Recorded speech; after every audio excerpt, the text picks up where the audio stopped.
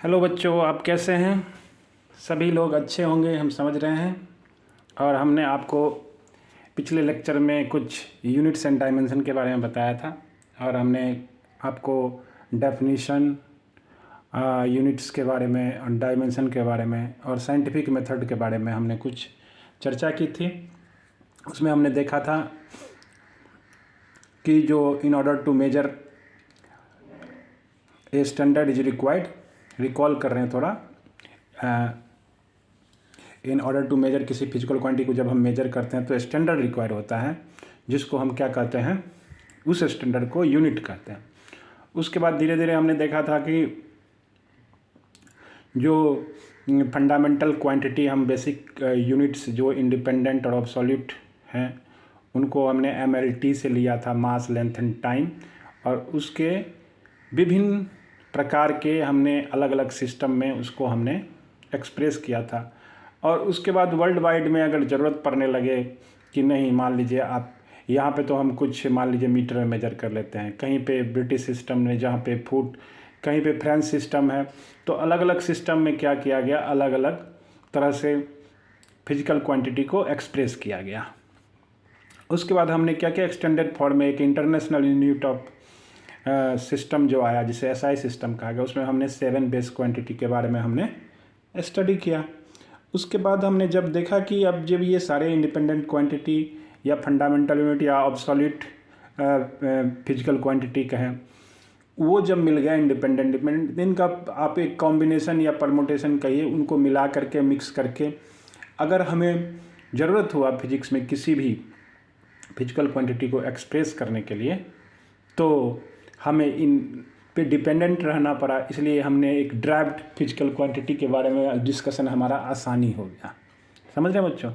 Derived physical quantity को तब हम क्या किए, in the form of independent physical quantity पे हमने लिखना चालू किया। तब हमें क्या हुआ, in order to express derived physical quantity, है ना, तो हमें उसके पावर में, क्योंकि वेरिएबल हो गया, 7 बेस क्वांटिटी पे ये डिपेंडेंट हो गया, और इनका जो भी है डिपेंडेंसी, ड्राइव्ड फिजिकल क्वांटिटी कोई भी है तो उसका पावर जो है सो चूँकि डिफरेंट होने लगे, उस पर डिपेंडेंट हो रहे हैं, तो ड्राइव्ड फिजिकल क्वांटिटी के डायमेंशन क्या होने लगे, वेरिएबल। यानी कि डायमेंशन हम चर्चा करते हैं जब किसी चीज़ को हम स्पेसिफाई करना चाहते हैं बच्चों, तभी हम डायमेंशन बनाते हैं। नहीं तो हम सिंगल वन लाइन में रहते हैं। 2D क्यों आवश्यकता हुई, 3D क्यों आवश्यकता हुई, 4D भी है, लेंथ, मास, टाइम, स्पेस में जाते हैं तो चौथा भी डायमेंशन है, जैसे कि हमारी 5 इंद्रियां हैं, वैसे भी। समझ रहे हैं कि नहीं बच्चों? कहने का मतलब कि हम और चीज़ को एक्सप्रेस करने के लिए, स्पेसिफाई करने के लिए, मोर स्पेसिफिक करने के लिए साइंस में मेजरमेंट टेक्निक को, जो उसमें उसके बाद formulation, then testing and hypothesis, जो भी हमने देखा था साइंटिफिक मेथड में, उस चीज़ों को मोर स्पेसिफाई और स्पेसिफिक करने के लिए हमने क्या किया, डायमेंशन एक नाम दिया फिजिकल क्वांटिटी को, और उनके डायमेंशन को लिखना चालू किया। देन हमने कहा था कि भाई हम उसके बाद क्या करेंगे, एप्लीकेशन ऑफ डायमेंशन। तो हम पहले एप्लीकेशन ऑफ डायमेंशन से स्टार्ट करते हैं, फिर हम बैक होंगे कहाँ पे, हम फिजिकल क्वांटिटी के डायमेंशन को निकालने। पहले हम एप्लीकेशन बताते हैं क्या होता है, ठीक है प्यारे बच्चों? अब देखिए कि पहला जो एप्लीकेशन है, समझ रहे बच्चों? अब लिखने से कुछ पता चलेगा। टू फाइंड यूनिट, ये यूनिट्स एंड डायमेंशन ही समझिए हमारा चैप्टर है, यूनिट्स एंड डायमेंशन।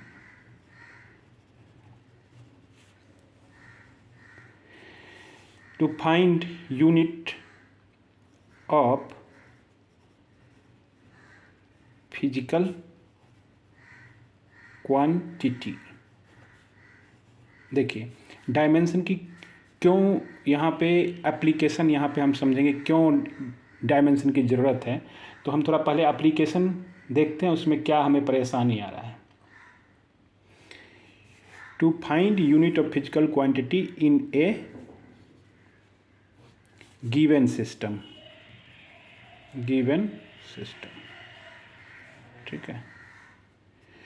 तो हम मान लीजिए हम यूनिट चाह रहे हैं निकालना, यूनिट समझ रहे हैं ना, जैसे कि मान लीजिए लेंथ का क्या है, मीटर है ना, मास का केजी। तो मान लीजिए एफपीएस सिस्टम में आपका जो भी है, या एमकेएस सिस्टम में या सीजीएस सिस्टम में, मान लीजिए एमकेएस सिस्टम में लेते हैं तो किसी का यूनिट, जैसे अब फोर्स है, फोर्स का हमने थोड़ा बहुत डिस्कशन किया था इंट्रोडक्टरी पार्ट में कि फोर्स जैसे हम लिख रहे हैं तो फोर्स का फार्मूला क्या लिखा था, F equal to mass into acceleration, है ना, मास इंटू एक्सेलरेशन। और इसका मैंने डायमेंशन आपको बताया था लिखना, फोर्स का डायमेंशन क्या होता है, mL/t-2। अब जब हम डायमेंशन जानेंगे तभी हम मास के यूनिट को लिख सकते हैं kg, लेंथ के यूनिट को लिख सकते हैं मीटर, और टाइम के यूनिट्स को क्या लिख सकते हैं, सेकेंड। ठीक है, तो यही केजी आप पढ़ते हैं, केजी मीटर पर सेकेंड स्क्वायर, बट इनका भी एक स्पेसिफिक नाम क्या होता है ना, न्यूटन कहते हैं इस पूरे चीज़ को। उसी तरह से आप सीजीएस में आ जाइए, सीजीएस सिस्टम में हम क्या लिखते हैं, अब इसी फोर्स को हम बताते हैं, इसी को मास को लिख देते हैं ग्राम में, ग्राम, एंड इसको लेंथ को सेंटीमीटर में, और टाइम को क्या लिखते हैं, सेकंड में ही। तो ये भी, इसको भी एक स्पेसिफिक नाम देते हैं। फिर ये यूनिट तो एक्सप्रेस हो गया, विदाउट डायमेंशन हम यूनिट को क्या लिख सकते हैं, कठिनाई हो जाएगी दोस्तों। हमें ये डायमेंशन अगर मालूम होगा तो हम यूनिट आसानी से लिख सकते हैं, क्योंकि पावर जो देख रहे हैं आप, उस पावर के आधार पर हम उसके क्या करेंगे, यूनिट को भी लिख देंगे। तो इसको भी कहा जाता है डाइन। ठीक है दोस्तों,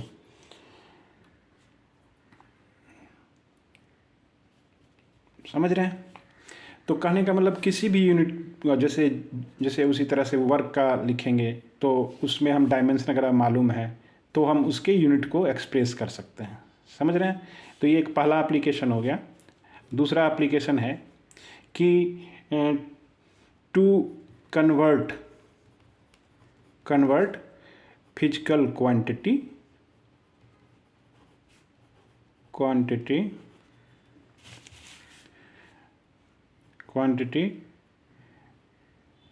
from one system to another system।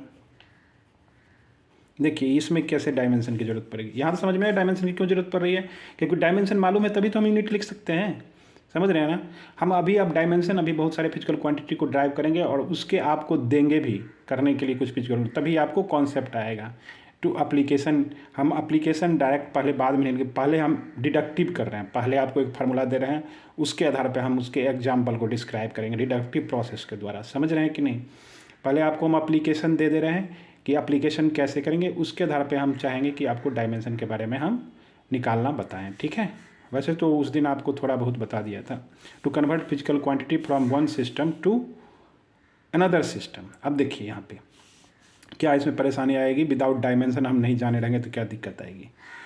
मान लीजिए आप फिजिकल क्वांटिटी को जानते हैं, फोर्स इन एमकेएस सिस्टम में, है ना, फिजिकल क्वांटिटी एक फोर्स है एमकेएस सिस्टम में, और उसके आप डायमेंशन को चाह रहे हैं कि हम दूसरे सिस्टम सीजीएस में जाएं कि इनका हम एक्सप्रेस करें, कन्वर्सन करें। इसमें दिक्कत आ रही है, क्यों, क्योंकि अगर हम डायमेंशन नहीं जाने रहेंगे तो उनके यूनिट को भी नहीं जान पाएंगे।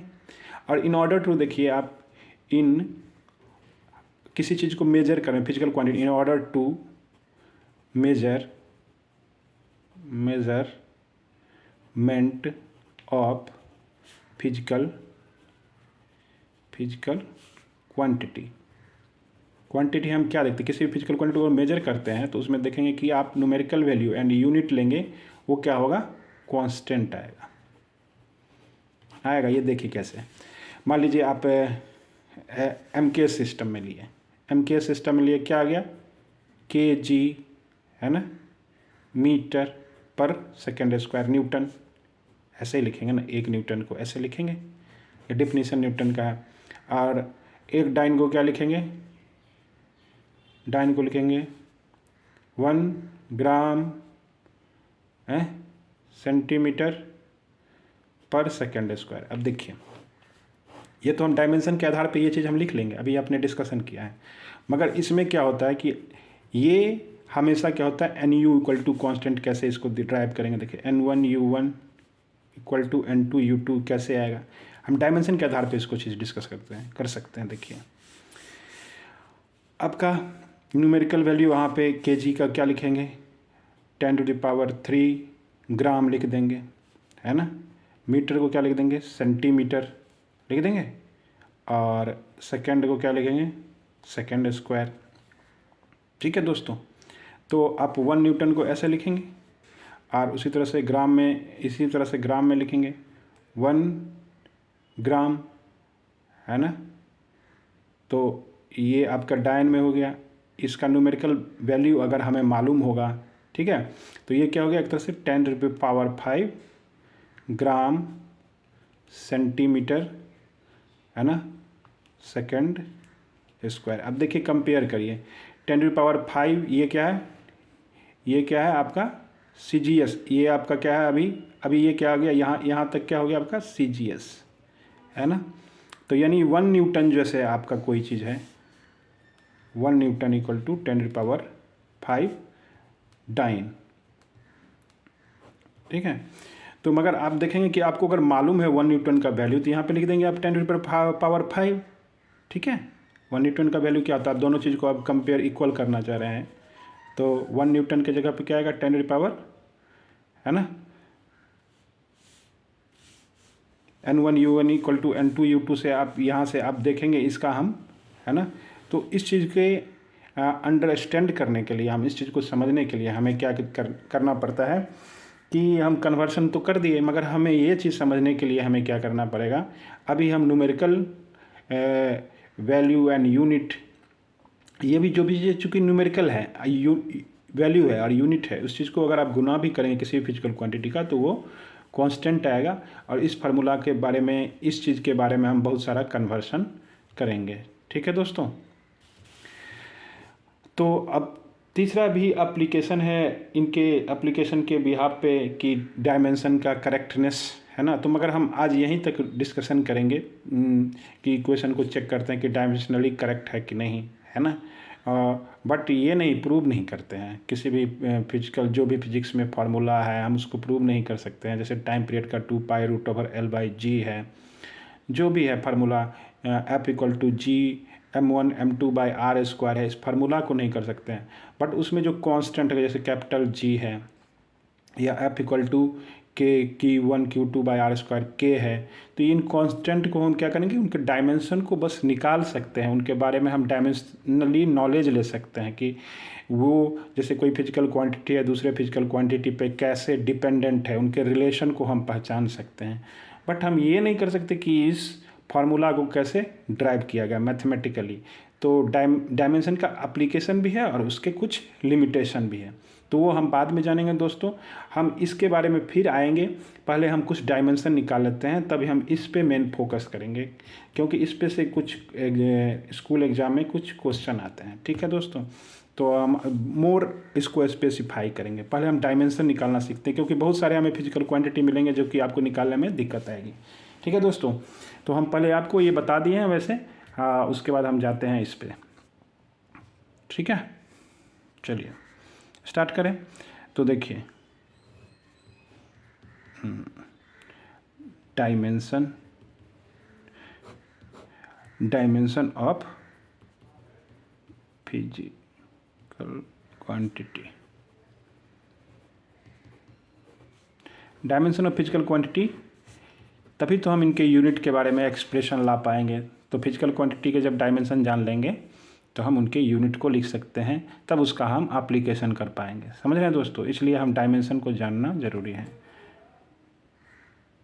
जैसे हो गया फोर्स, फोर्स से पहले हम छोटे छोटे चीज़ में चलते हैं। पहले आइए लेंथ, लेंथ को क्या लिखते हैं, आपने देख लिया है मीटर, तो हम लेंथ से ही चलते हैं, चूँकि यहाँ आपको एरिया, एरिया क्या हो गया आपका, क्या हो जाएगा, एरिया लेंथ होगा, और तो इसको हटाइए, लेंथ इनटू विड्थ।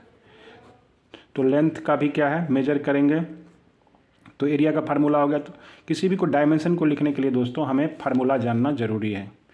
अगर हम पहले भी बता चुके थे, कुछ फार्मूला हमें अभी दिमाग में याद रख लीजिए, बाद में उसको जो चैप्टर बाय जाएगा उसके हिसाब से हम समझेंगे। मगर ये जो फार्मूला अभी हम बताएंगे वो आप जानते होंगे, इसके बारे में अवेयर होंगे, तो इसलिए हम स्टार्ट कर रहे हैं बहुत ही बिगिनिंग से। तो एरिया क्या होता है, लेंथ इनटू विड्थ। कैसे, अब देखिए इसके बारे में थोड़ा डिस्कशन करते हैं। एरिया ऑफ ट्रायंगल आप लिखेंगे, एरिया ट्रायंगल क्या होता है, इसके भी होता है हाफ, है ना, बेस इनटू हाइट लिखते हैं, या इसके कभी फार्मूला होता है half A B sine theta, है ना। बहुत सारे फार्मूला होते हैं एरिया ऑफ ट्रायंगल के, आपने देखा होगा, है ना।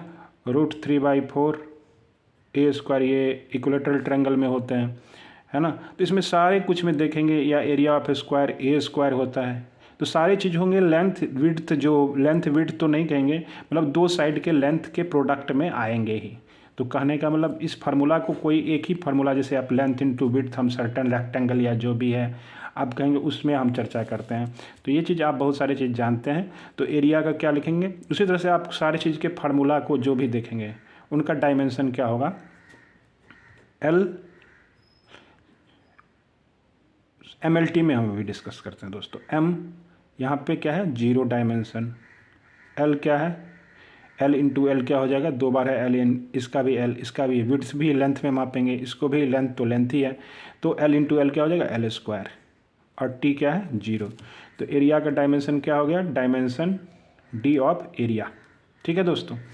अब D ऑफ वॉल्यूम, वॉल्यूम लिखेंगे, तो इसमें जैसे आप मान लीजिए क्यूबॉइड लेते हैं, LBH लेते हैं, किसी भी सिलेंडर लेते हैं, πr²h, उसमें r क्या है, समझ रहे हैं ना दोस्तों, r क्या है, रेडियस है ना।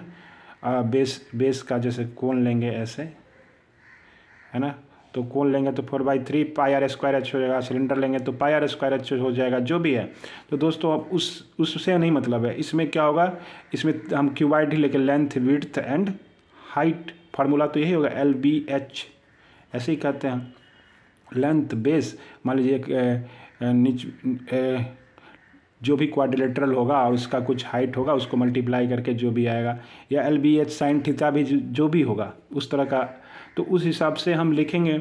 यहाँ पे लेंथ के लिए, मास के लिए M, है ना, लेंथ 3 बार आएगा, 3 L इंटू एल, तो यानी क्या हो जाएगा L3, है ना, टाइम 0। समझ रहे हैं दोस्तों।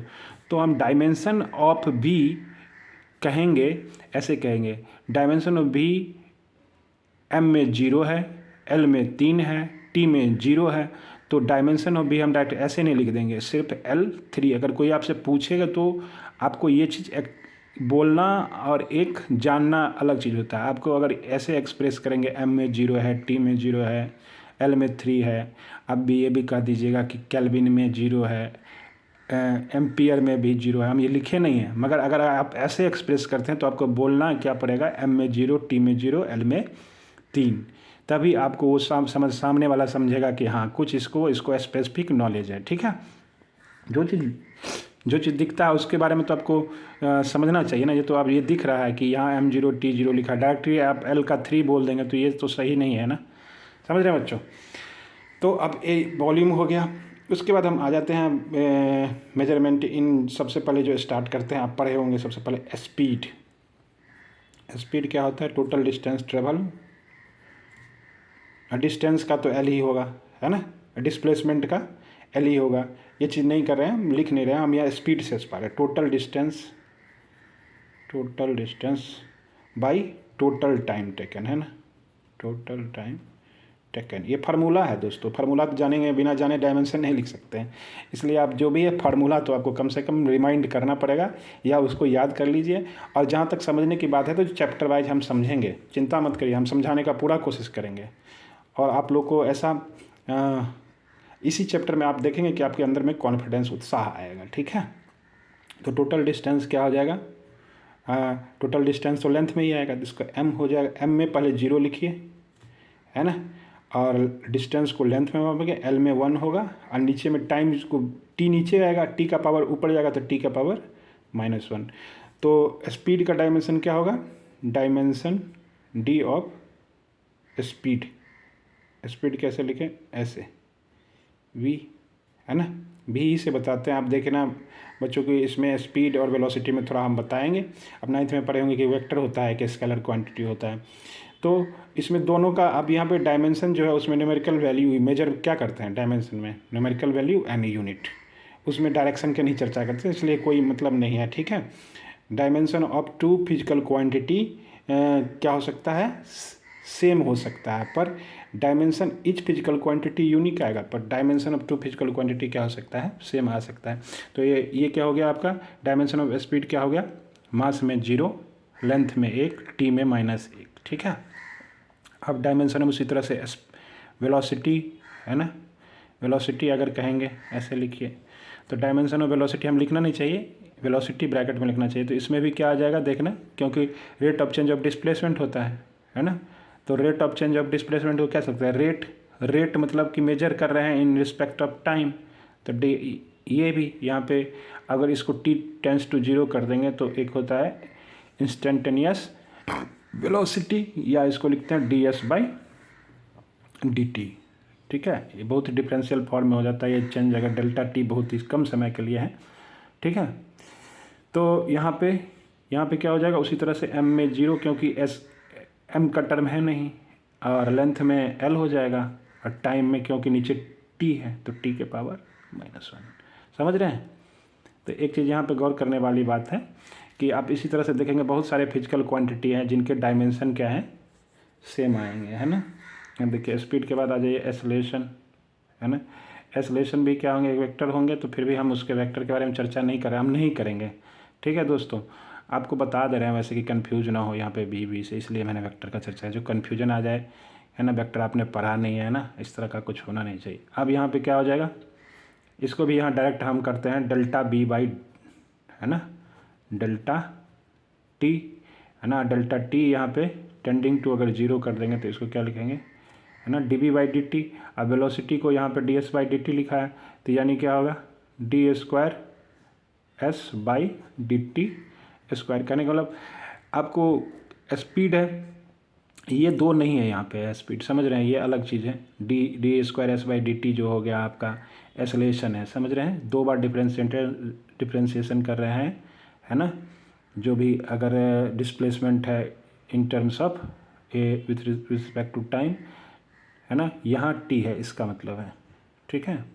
ये पावर नहीं है, ये 2 बार ऑपरेट हुआ है, ऑपरेटर, डिफरेंशियल ऑपरेटर, ठीक है दोस्तों। यहाँ विथ रिस्पेक्ट टू टाइम, है ना, इसका मतलब ये नहीं समझना है कि ये तो 2 बार ये इसका पावर है, क्योंकि देखेंगे आप वेलोसिटी में क्या आ जाएगा, यहाँ पे देखिए ds/dt, है ना, और नीचे एक dt है, वेलोसिटी से एक टर्म आएगा यहाँ से, है ना, डेल्टा s/Δt, और एक ऑलरेडी यहाँ पे t है, समझ रहे हैं दोस्तों। तो 2 टर्म आएगा डेल्टा t, ये तो नीचे वाला सही है, बट ऊपर वाला जो है ऑपरेटर, डिफरेंशियल ऑपरेटर क्या है, ये 2 बार लगा है, ठीक है। तो यहाँ पे क्या हो जाएगा, यहाँ पे मास का तो 0, एल का लेंथ तो 1 बार, है ना, और टाइम क्या है नीचे 2, t के पावर 2, तो ये t के पावर -2, समझ रहे हैं दोस्तों। तो अब हम आगे हैं, देखिए इंडक्टिवली बढ़ रहे हैं, हर चीज़ को जानते हुए 1 बाय 1 जानना जरूरी है, तो अब थोड़ा बहुत आपको नॉलेज में मिल रहा होगा। अब फोर्स के बारे में देखेंगे, फोर्स भी एक वेक्टर क्वांटिटी है, तो इनको भी हम क्या लिखेगा, मास इनटू एक्सेलरेशन। दोस्तों एक चीज़ आप बता दे रहे हैं कि m जो है मास, अब पढ़ेंगे फिजिक्स में, मास भी क्या होता है, कभी कभी वेरिएबल हो जाता है, जब बहुत ही इसका स्पीड जो हो जाए इस पार्टिकल का जो है ना बहुत ज़्यादा हो इन कंपेरिजन टू स्पीड, तो वहाँ पे क्या कहते हैं, रेस्ट मास, m = m0, है ना, √1 - है ना, ये v/c, है ना। तो ये v/c स्पीड ऑफ लाइट जो भी है, वेलोसिटी अगर बढ़ते जाएगा तो 1 में से घटते जाएगा, देखिए यहाँ पे, है ना। इसको फेमस साइंटिस्ट अल्बर्ट आइंस्टाइन ने ना इस चीज़ के बारे में डिस्कशन किया था, थोड़ा बहुत आपको बता दिए, इसमें कंफ्यूज नहीं करना। देख लीजिए यहाँ पे c को बढ़ाते जाएंगे, v को बढ़ाएंगे, c तो कांस्टेंट होगा, 10 × 10⁸ मीटर पर सेकंड होता है।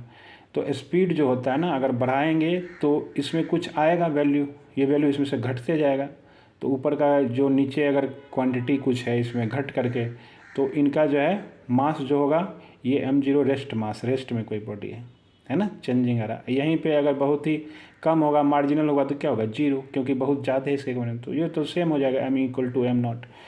तो यहाँ पे m × a फोर्स है ना, तो मास इनटू एक्सेलरेशन, तो मास क्या है यहाँ पे आ गया, आप देखिए, और एक्सेलरेशन का आपने क्या लिख दिया, LT - 2। तो डायमेंशन ऑफ फोर्स क्या बताएंगे आप, डायमेंशन ऑफ फोर्स क्या होगा, D of force in mass 1, in length 1 and time -2। समझ रहे हैं दोस्तों। अब आ जाइए मास, जब फोर्स पढ़ लिए तो आप थोड़ा इसमें फोर्स से रिलेटेड एक चीज़ और भी है, rate of change of momentum को फोर्स का डिफिनीशन दिए, तो मोमेंटम हमें थोड़ा पढ़ना पड़ेगा। मोमेंटम क्या होता है? मोमेंटम को है ना पी से लिखते हैं, तो इसको डायमेंशन ऑफ पी क्या लिखेंगे? मास इनटू वेलोसिटी, है ना। तो इसमें मास m आ जाएगा और वेलोसिटी का आप पढ़ें LT-1। ठीक है दोस्तों, समझ रहे हैं ना आप? कोई कन्फ्यूजन नहीं होना चाहिए। अब आ जाइए, थोड़ा स्पीड बढ़ा रहे हैं। आप इस चीज़ को लिख सकते हैं, मगर आप प्रैक्टिस करेंगे तो वो चीज़ सही होगा दोस्तों, है ना। फिर आप यहाँ पे देखिए मोमेंटम हो गया, तो अब एक और भी आता है फोर्स में ही, तो इम्पल्स, इसको जे से लिखते हैं कभी कभी, तो इसको लिखते हैं force acting on A particle very short duration. तो एवरेज फोर्स है ना, J equal to delta T. अब डेल्टा टी अगर जितना छोटा होगा ना तो हम पे झटका कम लगेगा, चोट कम लगेगा। अगर डेल्टा टी आप जितना छोटा कर देंगे, जितना बढ़ा देंगे टाइम का ड्यूरेशन को, तो हमें चोट कम लगेगा। वही टी आपको ज़्यादा लग गया ना, तो आपका हाथ, जैसे बॉल को आप कैच लेंगे तो हाथ पे क्या हो जाएगा, है ना। अब टाइम बढ़ा देंगे, टाइम का ये तो फोर्स का क्या हो जाएगा, है ना, फोर्स आप पे कम लगेगा। ये बाद में है ना समझेंगे। अगर टाइम अगर शॉर्ट दिए तो आपको इसलिए चोट लग जाता है। गेंद को अगर ऐसे करके कैच लेंगे, ऐसे लेंगे तो टाइम बढ़ गया, है ना, फोर्स कम इफेक्ट होगा। तो इम्पल्स उसी को कहते हैं।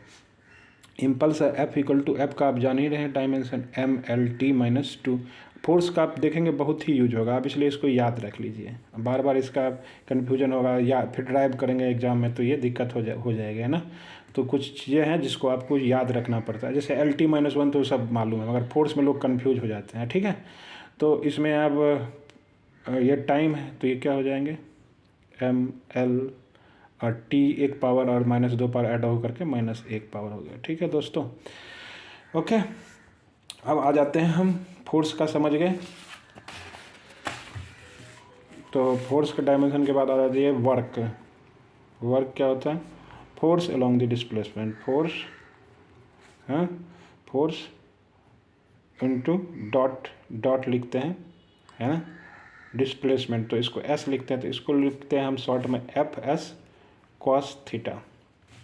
ये कैसे आता है आप पढ़े होंगे 9th में, कि वैसे भी फिर भी हम थोड़ा एक्सप्रेस कर दें। कोई इसको खींच रहा है ना, F फोर्स से, तो ये इसके साथ है ना, हॉरिजेंटल के साथ अगर थीटा एंगल बना रहा है तो एक ट्रायंगल बनाइए, फोर्स का मैग्नीट्यूड का प्रोजेक्शन, है ना, छाया, इस पे क्या होगा, along the displacement F cos theta, और इसके साथ जो भी डिस्प्लेसमेंट हुआ है ना, तो मान लीजिए S हुआ है, तो ये टोटल क्या होता है, FS cos थीटा।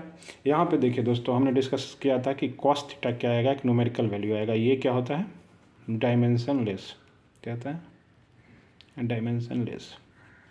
बहुत सारे ऐसे देखेंगे आप। इसी तरह का y equal to A sine ωt-kx, ये भी क्या हो जाएगा यहाँ पे, डायमेंशन लेस। और अंदर में आप देखेंगे एप्लीकेशन ऑफ डायमेंशन में कि ये होम प्रिंसिपल ऑफ होमोजेनिटी से इस टर्म का क्या होगा, सेम डायमेंशन होगा। तो इसका ωt-kx यहाँ टाइम है, ये क्या हो जाएगा, टी एंगुलर फ्रीक्वेंसी है, टी कट जाएगा, है ना। तो डायमेंशन लेस यहाँ हो गया। यहाँ भी k है, वेव नंबर कहते हैं। तो इन्वर्सली लैम्डा होता है, लैम्डा क्या होता है, लेंथ होता है, और x क्या है, डिस्प्लेसमेंट, ये भी डिस्टेंस में, तो लेंथ कट गया, डायमेंशन लेस हो गया कि नहीं। तो कोई भी जैसे cos थीटा है, कुछ भी आएगा तो ये भी डायमेंशन लेस। तो ये क्या है, एम्पलीट्यूड, तो ये क्या होगा, इसका डायमेंशन क्या होगा, m में 0, L में 1, L में 1, T में 0 है, होगा कि नहीं। समझ रहे हैं ना दोस्तों। हम थोड़ा चाह रहे हैं कि थोड़ा स्पीड बढ़ाएं, कोशिश कर रहे हैं आपके लिए। जैसे फिर आप और भी चीज़ों में, बहुत सारे फिजिकल क्वांटिटी में देख सकते हैं कि सारे कांस्टेंट डायमेंशन लेस भी नहीं होता। जैसे आप देखेंगे कुछ कांस्टेंट के आपको डायमेंशन निकालना पड़ेगा, जैसे कैपिटल G हो गए, है ना, कैपिटल यूनिवर्सल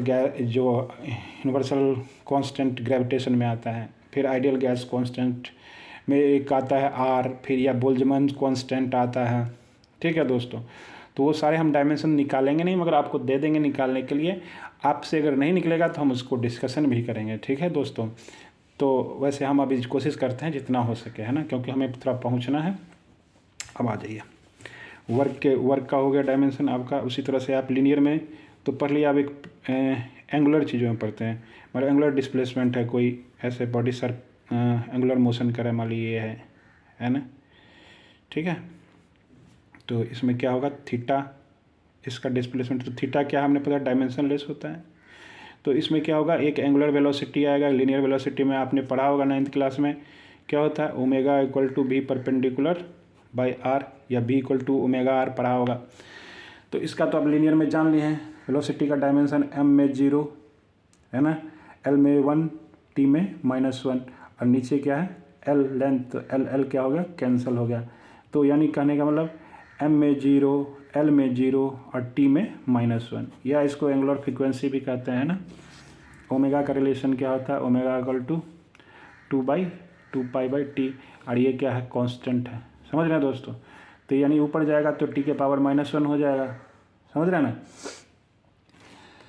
अब आ जाइए दोस्तों, एंगुलर अब वेलोसिटी जान लिए तो इसी को डिफ्रेंशिएट कर दिए तो D omega by D T क्या हो जाएगा, ये एसलेशन हो जाएगा, है ना, एंगुलर एसलेशन। तो एंगुलर एसलेशन का डायमेंशन उसी तरह से आप क्या लिख सकते हैं बताइए, ओमेगा का ये डायमेंशन हो गया है ना, एम में 0, एल में 0, टी में 1, बट ये टी नीचे भी एक है, तो एम में 0, एल में 0, टी में 1 और नीचे क्या है टी, तो ऊपर आके क्या हो गया एम में 0, एल में 0, टी में -2, समझ रहे हैं दोस्तों। अब एंगुलर एक्सेलरेशन जान लिए तो अब इसी के आधारित पे एक आता है टॉर्क, जैसे फोर्स पढ़े हैं उधर, तो टॉर्क क्या होता है R F sine theta, R cross F पढ़ते हैं है ना। फोर्स को क्या करते हैं, आर्म, फोर्स को आर्म की तरफ जितना दूर होगा तो उतना फोर्स कोई चीज़ मूव करेगा, घुमा देंगे हम उसको, समझ रहे हैं। जैसे आप पास से जैसे आप घुमाना चाहेंगे, तो जैसे आप ये डोर है, डोर को आप पास से अगर घुमाना चाहेंगे तो घूमने में दिक्कत होगा, उसको दूर से घुमाएंगे जितना उसका एक्सिस एक होता है, ठीक है, वो पढ़ेंगे बाद में। तो आर, ये आर्म जो है आर क्रॉस एफ लिखेंगे, मान लीजिए ऐसे है, ये एक्सिस ऑफ रोटेशन ऐसे है, फोर्स अगर आप ऐसे लगाएंगे है ना, तो फोर्स जो भी है आर्म इधर से फोर्स लगाएंगे, तो आर्म का ये मैग्नीट्यूड है ना, तो ये लेंथ जो भी है ये ऐसे सर्कुलर मोशन करेगा ये है ना, तो ये आर्म लेंथ जो भी होगा आप निकालेंगे तो ये आता है आर एफ साइन थीटा, ठीक है। ये डायमेंशन लेस क्वांटिटी होता है, ठीक है। तो आपने देख लिया आर का तो जो भी है ना, एक तरह से आर्म लेंथ है, तो ये भी डायमेंशन क्या होगा एल होगा। और फोर्स का आपने इसका तो डायमेंशन लेस क्वांटिटी है, डायमेंशन लेस क्वांटिटी तो एल हो गया, ठीक है दोस्तों। और एम एल टी -2 क्यों कर रहे थे फोर्स का, देखिए अभी यूज हो रहा है, बार बार हम तो निकालेंगे नहीं, डायरेक्ट यहाँ लिख दे रहे हैं तो अच्छा हो जा रहा है। तो एम में 1, एल में 2 और टी में -2, ठीक है दोस्तों, है ना। सॉरी हमने वर्क का डायमेंशन निकाला नहीं आपके लिए, देखिए सॉरी, ये वर्क का डायमेंशन क्या हो जाएगा, वर्क का फोर्स इंटू डिस्प्लेसमेंट, फोर्स का क्या है एम में 1, एल में 1 और टी में 2, और यहाँ से इसका डिस्टेंस का क्या हो जाएगा एल, तो क्या हो जाएगा एम में 1, एल में 2 और टी में -2, समझ रहे दोस्तों, है ना। तो देखिए इसका डायमेंशन और इसका डायमेंशन क्या हो रहा है सेम हो रहा है। तो फिर एक उधर भी देखे थे कि इम्पल्स का डायमेंशन, जैसे यहाँ पे देखिए, यहाँ पे इम्पल्स का आपने देखा होगा डायमेंशन क्या है MLT -1 है ना। और मोमेंटम जो पढ़ा था P, इसका भी डायमेंशन सेम है। तो बहुत सारे से फिजिकल देखिए, यहाँ पे देखिए सॉरी, इम्पल्स का डायमेंशन देखिए ये निकाले थे, सॉरी ये डायमेंशन MLT -1 और मोमेंटम के भी डायमेंशन क्या है MLT -1। तो बहुत सारे से फिजिकल क्वांटिटी है जिनके डायमेंशन सेम होते हैं, है ना।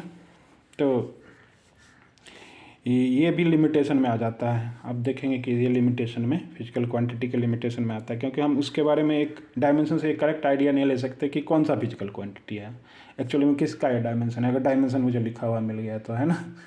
तो ये भी जो भी है, तो ये एक तरह से डायमेंशन से हम रिलेशन बना सकते हैं, मगर डायमेंशन से फंक्शन एक तरह से नहीं। फंक्शन क्या होता है, एक unique, every input have a unique output, है ना। तो जैसे इस फिजिकल क्वांटिटी के डायमेंशन तो यूनिक है डायमेंशन क्या है यूनिक है, पर एवरी डायमेंशन जो है उसका more than 1 physical quantity express हो रहा है। तो हम ये क्या है, इनपुट का मोर देन 1 आउटपुट आ रहा है, समझ रहे दोस्तों। तो ये क्या है, डायमेंशन ऑफ टॉर्क हो गया, और डायमेंशन ऑफ, है ना, वर्क क्या है सेम है। अब जैसे एनर्जी भी आप देखेंगे, बहुत तरह के एनर्जी होते हैं, है ना। उसका डायमेंशन क्या होता है, वर्क को जूल में बताते हैं आप, है ना, कितना energy.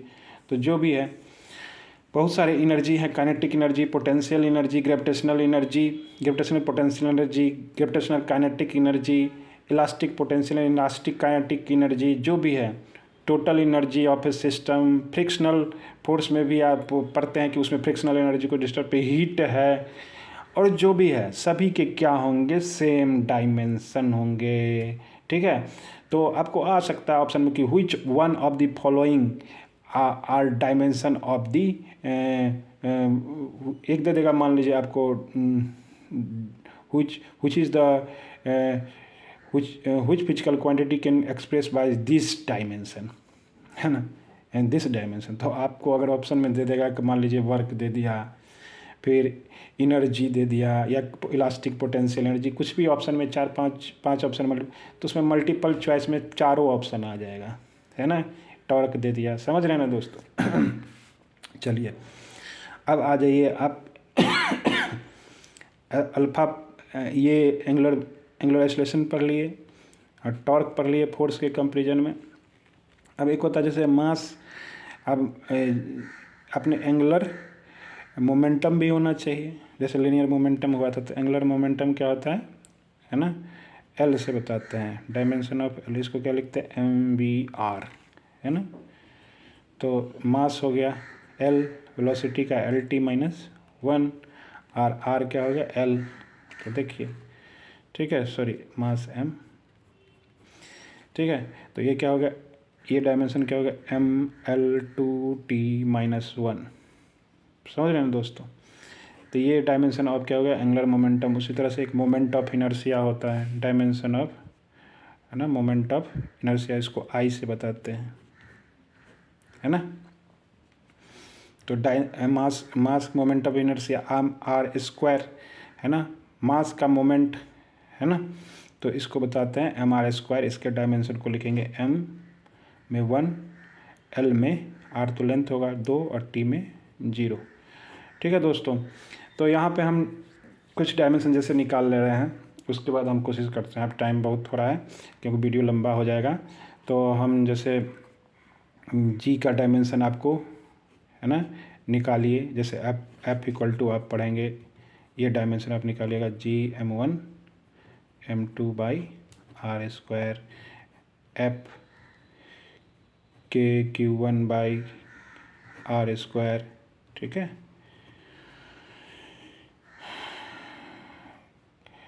J equal to sigma E, ये करंट डेंसिटी होता है, इसका भी डायमेंशन आप निकाल सकते हैं। कि आप इंटरनल एनर्जी पढ़ते हैं सिस्टम में किसी थर्मोडायनेमिक्स, एनसीबी डेल्टा टी, है ना। तो कहते हैं कि इसका डायमेंशन सीबी का क्या डायमेंशन होगा, या आप करते हैं पीबी इक्वल टू, है ना, पीबी इक्वल टू के टी या एनआरटी पढ़ते हैं। तो उसमें जो होता है, ये नंबर ऑफ मोल्स है, आर रिडबर्ग कांस्टेंट है, तो R/Na इसमें से आता है, R को अगर Na से डिवाइड कर दिया जाए, एवोगाड्रो नंबर है, क्योंकि मोल होगा, मतलब 5 मोल है ना। तो 5 मोल है, तो 5 मोल करने का मतलब क्या है, 5, और नंबर ऑफ इसमें मोल जो गैसेज हैं इन्वॉल्व हैं उसके कितने हैं, 6.022 10⁻23 आपने पढ़ा होगा, जिसको एवोगाड्रो नंबर कहते हैं, समझ रहे हैं दोस्तों। तो R/Na को क्या कहते हैं, बोल्ट्जमैन कांस्टेंट। तो find the dimension of Boltzmann constant, यहाँ से R निकाल लेंगे उसका डायमेंशन, उसके बाद PB या यहाँ पे जो भी है, ये डायमेंशन क्या होगा, ये डायमेंशन के बराबर होगा, है ना। ये एप्लीकेशन ऑफ डायमेंशन में ही है। तो यहाँ पे बोल्ट्जमैन कांस्टेंट के आप डायमेंशन निकालेंगे दोस्तों, ठीक है। जैसे हम एक फोर्स का इसका निकाल देते, कैपिटल जी का निकाल देते हैं। कैपिटल जी क्या होगा, फोर्स हो गया। अब फोर्स को देखिए, डिवाइड कर दीजिए, है ना, m1 m2, है ना, m1 m2, और ये क्या है, R चूँकि इधर हो जाएगा क्रॉस होके, मल्टीप्लाई हो जाएगा R²। तो फोर्स का तो जान ही रहे हैं, m, है ना, LT-2 R² L² हो जाएगा, और मास 2 बार है तो क्या हो जाएगा, m²। तो फाइनली डायमेंशन क्या हो जाएगा, है ना, 2 ऊपर जाएगा, m में 1, एल में क्या हो जाएगा 3 2 1 3 और टी में -2। सही किया ना दोस्तों? कोई तो गलती नहीं है ना? देखिए एफ आर स्क्वायर m1/m2 यही तो होता है। तो फोर्स को हमने जी का डायमेंशन यही हो जाएगा, है ना? तो जी का क्या था न्यूटन मीटर स्क्वायर, मगर यहाँ पे कुछ गड़बड़ लग रहा है दोस्तों। हाँ, फोर्स का क्या होता है mLT-2 और एफ न्यूटन मीटर। हाँ, न्यूटन से आएगा ना, न्यूटन में आ जाएगा डायमेंशन। हम थोड़ा कंफ्यूज करे थे खुद, तो ऐसा नहीं है, न्यूटन में आता है, आप जो लिखेंगे उससे आएगा, है ना? आप देखेंगे जी का जो वैल्यू होता है ना, तो न्यूटन मीटर स्क्वायर पर केजी स्क्वायर, यहाँ पे लिखते हैं कितना आता है 6.67 इंटू 10⁻⁻11 न्यूटन मीटर। तो न्यूटन का भी तो आएगा, इससे भी एक लेंथ आएगा ना दोस्तों। ये तो यूनिट के बारे में हम जब डायमेंशन पढ़ लेंगे तो सभी का यूनिट कैसे निकालते हैं वो भी हम जानेंगे, ठीक है? तो इनका डायमेंशन क्या होगा, कैपिटल जी एक कांस्टेंट है पर उसका भी डायमेंशन होता है, कहने का मतलब m में -1, l में 3 और t में -2, है ना दोस्तों? इसी तरह से आप सभी के निकालेंगे। जैसे मान लीजिए आपको निकालने के लिए बोल दे कि इसका डायमेंशन निकालिए μ0 E0, ये आप देखेंगे फेमस एक्सप्रेशन है, स्पीड ऑफ लाइट के बराबर ये होता है c, ठीक है? समझ रहे हैं दोस्तों? एक होता है आपका अब इसका देखिए v बराबर IR, है ना? IR, तो यहाँ रेजिस्टेंस का डायमेंशन आप निकालिए। अब वोल्टेज का कैसे निकालेंगे, तो ये वोल्टेज का निकालने के लिए आप चले जाइए E = dV/dR, है ना? यहाँ से वोल्टेज का निकालिए, क्योंकि E = F/Q पढ़ते हैं ना, F/Q कर दीजिए यहाँ वोल्टेज से dV/dR, तो ये dR को इधर जाइए लेंथ हो जाएगा। तो वोल्टेज का डायमेंशन आप कैसे निकाल लेंगे, dV = F/dR/Q। अब आसान हो जाएगा, F का जानते हैं mLT-2, इसका L, इसका Q का क्या होता है ना? कूलाम लिख दीजिए, है ना? ठीक है, तो आप यहाँ से देखेंगे इसमें से टोटल आपका क्या हो जाएगा m, है ना? अब I = dQ/dt, है ना? यहाँ से Q का निकाल लीजिए, कूलाम का। I क्या एम्पियर, T इधर होगा एम्पियर सेकेंड, ये T हो जाएगा ना सेकेंड। तो यहाँ पे कूलाम का लिख देंगे एम्पियर, यानी टाइम का एम्पियर टाइम, या IT लिखिए, ठीक है? तो यहाँ कुल डायमेंशन क्या हो जाएगा बताइए, m में 1, l में 2, t में -2, एम्पियर में एक t ऊपर ही तो जाएगा -3 और एम्पियर में -1। तो वोल्टेज का डायमेंशन ऑफ वोल्टेज निकाल लिए। भाई डायमेंशन में भाई वोल्टेज में निकालेंगे तो रेजिस्टेंस भी निकाल लेंगे आप, है ना? यहाँ पे जो भी का अब R ओमेगा जिसको कहते हैं dimension of omega constant, R resistance, ohm जो भी है, तो V/I लिखेंगे। V का डायमेंशन आपको मालूम ही है, I से या ये जो एम्पियर है I ऊपर जाएगा तो -2 हो जाएगा। समझ रहे हैं दोस्तों? तो इसी तरह से हम बहुत सारे डायमेंशन निकालेंगे, ठीक है? तो अगर थोड़ा टॉपिक लंबा हो गया, हम आपको कोशिश कर रहे हैं कि थोड़ा हम बता दें, डायमेंशन ऑफ एप्लीकेशन में कर दें कि मान लीजिए अब हम फिजिकल क्वांटिटी को कन्वर्ट कर रहे हैं वन सिस्टम टू अनदर में। अब तो आप डायमेंशन एक सिस्टम से दूसरे सिस्टम में आराम से आप यूनिट से लिख सकते हैं आप, क्योंकि आपको सबको डायमेंशन मालूम है ना? अब जब तो पहला एप्लीकेशन तो हो गया। पहला एप्लीकेशन में हमने क्या किया था आपको बताया था, देखिए फाइंड द यूनिट ऑफ, देखिए find the unit of physical quantity in a given system. अब सबका डायमेंशन मालूम है ना? MKS में लिखना हो, CGS में मतलब फोर्स का लिखना हो, वर्क का लिखना हो, आपको सबका डायमेंशन मालूम है, यहाँ पे रख दीजिए, है ना? बस क्या रखना है, फंडामेंटल यूनिट्स रखना है। जैसे मान लीजिए मास के सामने क्या रख दीजिए, kg रख दीजिए, टाइम के सामने क्या रख दीजिए, टाइम के सामने सेकंड रख दीजिए, लेंथ के सामने में क्या रख दीजिए, मीटर रख दीजिए, निकाल लेंगे। वर्क का भी निकाल लेंगे आप, है ना? क्योंकि वर्क का डायमेंशन आपने पढ़ा है, फोर्स के डायमेंशन के निकाल तो mL/T-2, तो यहाँ kg हो जाएगा, है ना? मीटर स्क्वायर हो जाएगा, पर सेकंड स्क्वायर। ठीक है दोस्तों, तो इस तरह से आप यूनिट निकाल लेंगे। तो अब जब यूनिट निकाल लेंगे तो उसके बाद जो सेकंड है टू कन्वर्ट, है ना, physical quantity from one system to another system in order to measurement of physical quantity N U equal to constant. ठीक है दोस्तों, तो अब हम कन्वर्ट फिजिकल क्वांटिटी करेंगे one system to another system. तो इसमें क्या है, मान लीजिए let dimension of physical quantity be X equal to क्या है, एम में ए है, एल में बी है, टी में सी है, मान लीजिए ऐसे। तो आप डायमेंशन जब मालूम है तो इसके हम क्वांटिटी को कैसे निकालेंगे, कन्वर्ट कैसे करेंगे। मान लीजिए आप 1 न्यूटन को ही हम फाइनली एक्सप्रेस करना चाह रहे हैं। मान लीजिए ये 1 न्यूटन है ना, इसको हम जैसे इस MKS हो गया, है ना, ISCGS हो गया। अब यहाँ पे फोर्स को नहीं, अब जी हम जान लिया ना, जी का डायमेंशन। चलिए हम फोर्स का ही सिंपल से लेकर चलते हैं, या वर्क का ले लीजिए। चलिए फोर्स लिख दें तो फोर्स ही लिखते हैं, ठीक है। CGS सिस्टम में, है ना, हमें मालूम होना चाहिए कि इनका क्या है न्यूमेरिकल। हर सिस्टम में CGS में क्या होगा, है ना, डाइन। ठीक है, तो हम क्या करेंगे, इसको एक लिखेंगे जैसे N1 numerical value, U1 numerical unit जो भी है उनका मालूम होना चाहिए इस सिस्टम में, और N2 U2 न्यूमेरिकल वैल्यू जो अननोन है उसको निकालना है, और यूनिट 2, है ना। तो चलिए वर्क ही कर लेते हैं थोड़ा। अब इसका तो हम देख लिए हैं पहले, तो ये वर्क का मान लीजिए करते हैं। तो जूल से हम क्या करना चाह रहे हैं, कन्वर्ट करना चाह रहे हैं अर्ग में। ठीक है, तो अब देखिए हम जूल से अर्ग में जा रहे हैं, तो हमें क्या मालूम है, 1 जूल से हमें क्या कर रहे हैं, जूल SI सिस्टम है, इसमें क्या होंगे वर्क का डायमेंशन क्या हो जाएगा। वर्क का डायमेंशन अगर आपको मालूम है तो M में 1, L में 2 और T में -2, यही तो है।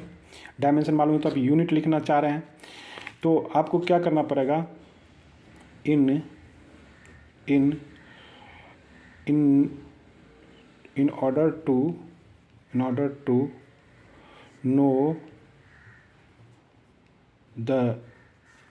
to know the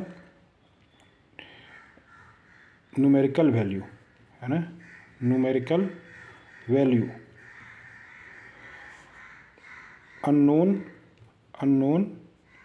unknown system, we have to given system numerical value and unit, है ना। न्यूमेरिकल वैल्यू यानी यूनिट उसका मालूम होना चाहिए, तभी तो हम in order to know the numerical value of unknown system, तो उसको निकाल सकते हैं। तो डायमेंशन के एप्लीकेशन पे, तो जब हम यूनिट दिया हुआ है न्यूमेरिकल वैल्यू इस सिस्टम में, तो हम डायमेंशन के मदद से उसके यूनिट को लिख देंगे, है ना। तो because we knowing the dimension of physical quantity,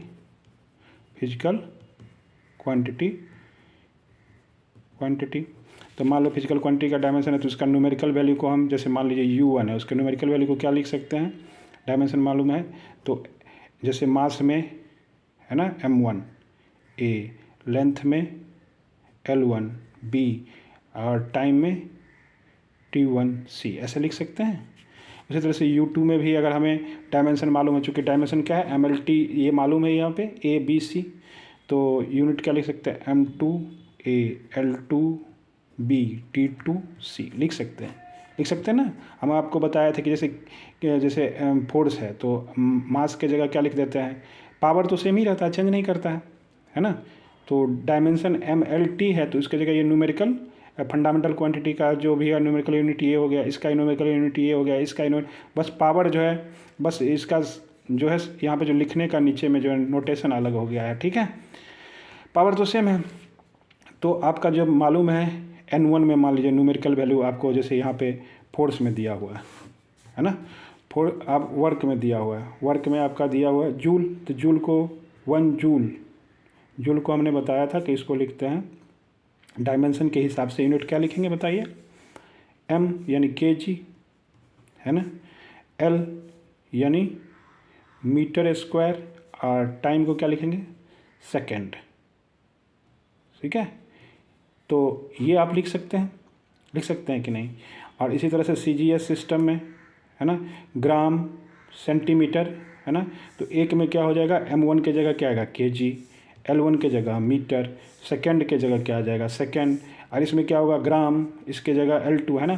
तो इसके एक तरह से हम कह सकते हैं कि जैसे n1 u1 फार्मूला लिखेंगे n2 u2। अब इस फार्मूला को कैसे अप्लाई करेंगे? आपको मान लीजिए u2 नहीं मालूम है ना, n1 तो मालूम है, तो u2 क्या लिखेंगे? n1 है ना u1 बाई है ना आपका, सॉरी n2 न्यूमेरिकल वैल्यू नहीं मालूम है, इसका तो ग्राम में यूनिट सब सभी का मालूम है ना। CGS सिस्टम में मान लीजिए, CGS सिस्टम में तो क्या हो जाएगा?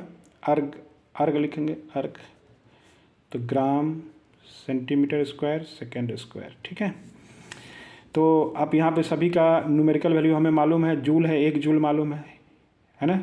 Unit n1 u1 by u2, हमें न्यूमेरिकल वैल्यू ऑफ 2 निकालना है। देखिए कैसे अप्लाई करेंगे।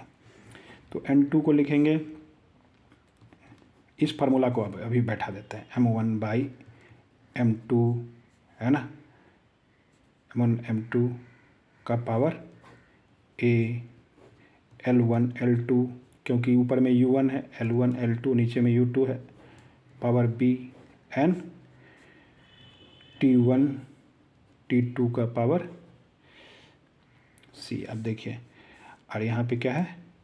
आपका n1 मालूम है। ठीक है दोस्तों, तो n2 आप कैसे निकालेंगे? आप n2 यानी यहाँ पे 1 आ जाएगा है ना, और जूल को कैसे लिखेंगे? 1 kg का पावर, यहाँ पे a की जगह क्या है? 1 है, यहाँ पे a क्या है? 1 है, b क्या है? 2 है, c क्या है? -2 है, तो यहाँ पे रख दीजिए 1 kg बट्टा 1 ग्राम। l1 क्या हो गया? मीटर है ना, 1 मीटर बाई है ना 1 सेंटीमीटर, ठीक है, का पावर 2, और टाइम क्या है? 1 सेकेंड बट्टा 1 सेकेंड का पावर क्या है? c की जगह -2। तो देखिए 1, तो 1 kg को 10 हज़ार लिखेंगे, 1000 ग्राम, यानी 10 के पावर 3 लिख दीजिए, बट्टा ये भी ग्राम है, ये भी 1 ग्राम है। मास को मीटर में लिखेंगे 100 सेंटीमीटर, या 10 के पावर 2 सेंटीमीटर। थोड़ा वीडियो लंबा हो गया दोस्तों, इसके लिए क्षमा चाहेंगे। आगे से हम कोशिश करेंगे छोटा वीडियो ही बने, हम 45 मिनट का कोशिश कर रहे हैं वीडियो बनाने का। स्पीड हम थोड़ा अपना बढ़ाना चाह रहे हैं है ना। आप लोग को जो दिक्कत लगे उसके लिए बताइएगा। ये देखिए 1 ग्राम, ग्राम से ग्राम कट गया, यहाँ से सेंटीमीटर से सेंटीमीटर कट गया, सेकंड से सेकंड कट गया। अब बच गया नीचे में सिर्फ क्या? न्यूमेरिकल वैल्यू 1 न्यूमेरिकल वैल्यू है, 10 के पावर 3, 10 के पावर 2 है ना, और यहाँ पे माइनस टाइम है ही नहीं इसका, -1 के पावर -2 कुछ भी नहीं, तो ये 10 के पावर क्या हो गया? सॉरी 10 के पावर 2 का 2 यानी 4 हो जाएगा, तो क्या हो जाएगा? 10 के पावर 7। तो न्यूमेरिकल वैल्यू यूनिट सिस्टम 2 जो क्या हो गया?